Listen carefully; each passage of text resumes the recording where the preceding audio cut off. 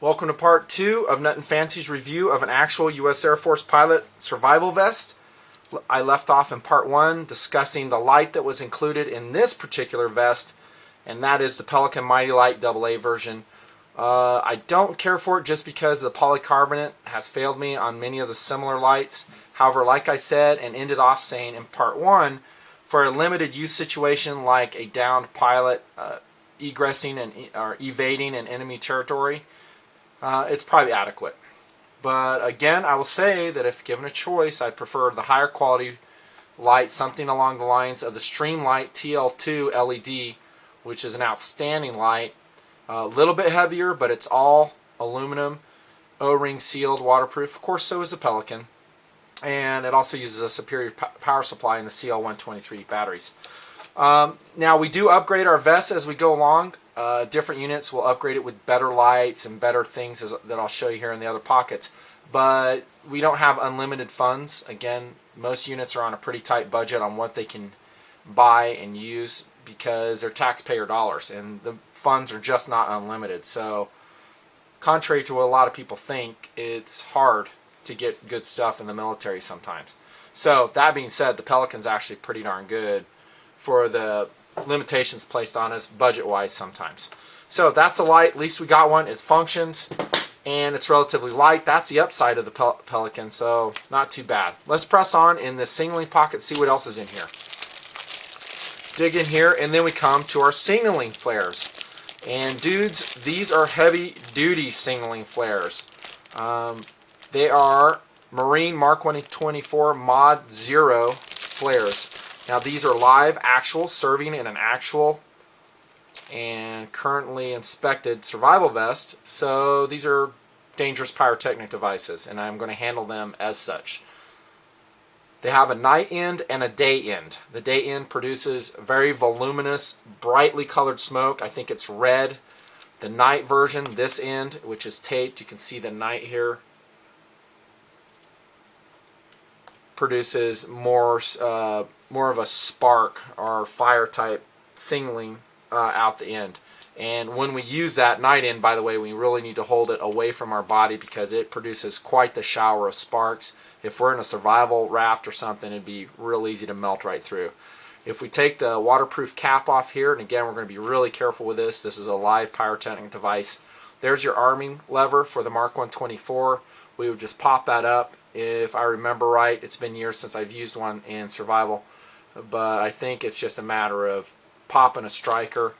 The older versions actually had a kind of a grenade type thing you pulled on them and actuated, but I think this is a striker. Pops it, we hold it away from our person, downwind, or actually we're placed upwind with a flare downwind, and we hold our arm outstretched and make the signal.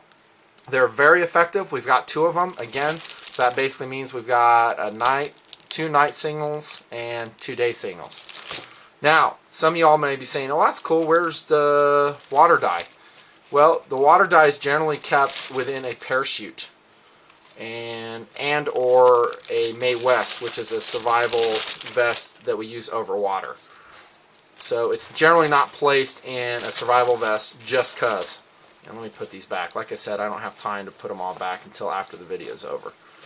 So those are our signaling flares. The dye marker is going to be within our raft or the parachute itself, possibly a different Mae West. I think that's how the Navy Marines use it. Now, I've already pulled this out of the pocket, and this is a super cool signaling device, and this is a Gyro Jet flare pin. Now, let's go back in time to what this originally was, and the only way I'm able to do this, go back in time, is because I have one.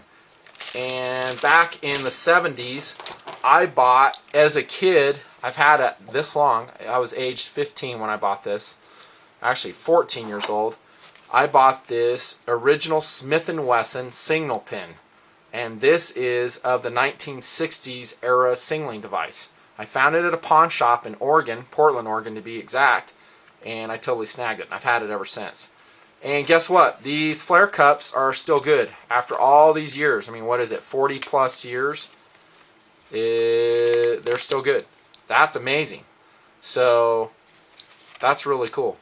Now, the disadvantage of the Smith & Wesson pin is that it's not very effective in heavy foliage. And they found that out in Vietnam, when down pilots were using this exact pin that was in the survival vests of that era, and they tried to signal with it, and it wouldn't go through the jungle foliage. Now, as a review, or maybe you've never seen this before, but the way the pin works is we take one of these cups, and let me get one. I have one in a paintball tube. This is how I carry them when I hike. And actually, I use this pin when I hike. But it's not a Gyro Jet, but it's still pretty effective, and it's better than nothing. But the way it works, and again, this is a live pyrotechnic device, so we're going to be careful, but we'd screw that cup into it, and then we would retract the striker and let it fly, pop, it hits the base of the primer, ignites the illumination cup, and off it goes. This one's good for only about 200 feet. And again, it's not a projectile, it's just a wad of illumination burning, and if it hits trees or limbs or something like that, it just falls right back to the ground. Which, how you doing, they found out in Vietnam, and that's why they upgraded to what you're seeing here. And that's the Gyro Jet version, and this is a far superior signaling pin. Let's take it out and take a look at it. Now, the main thing that separates this apart from the Smith & Wesson flare pin of the 1960s, which I just showed you, is that it has fin stabilized projectiles. These are actually mini rockets that when they are ignited, they come flying out of the cup, and little fins pop out, and they can soar up to, I believe, like 500 feet. And they can penetrate foliage, heavy foliage, and they're very effective in doing so. So they work on the same principle. There's a primer there, there's a firing pin here, and they're great. And you just slide it in the cup like so, and retract the firing mechanism, and off we go to the races. In this survival vest, it looks like there are 7 rockets. 1, 2, 3, 4, 5, 6, 7. Yep, so make them count, dude. But they're excellent survival tool because they can go way high and they can be seen by rescue helicopters coming out and looking for you. Gyro Jet flare, awesome. I don't know if they're available to the civilians. I'm kind of thinking they're not. They're just a limited military use only item, I believe. You might be able to find one somewhere. If you can, I recommend you getting it and adding it to your own survival kit if you go out in wilderness areas.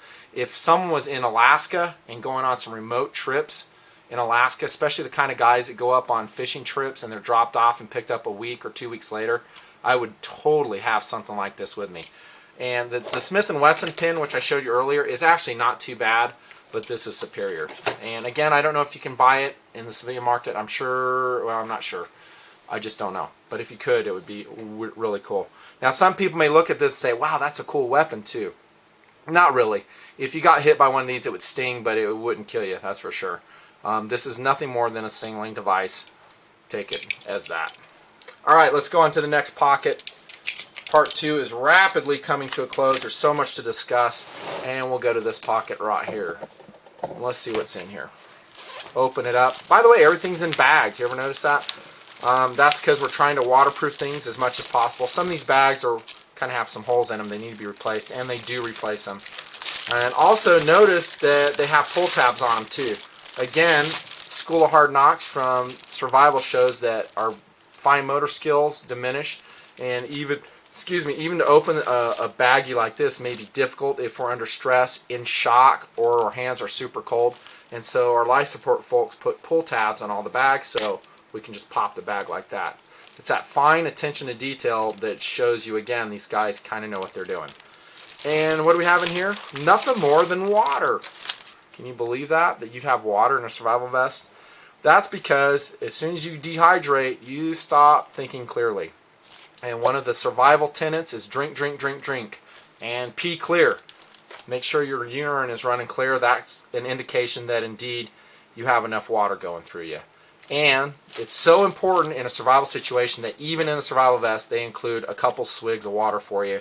So you can collect your thoughts, drink some water, plan what you're going to do, and chill out. That's going to be your most effective plan of attack, is that you're thinking clearly.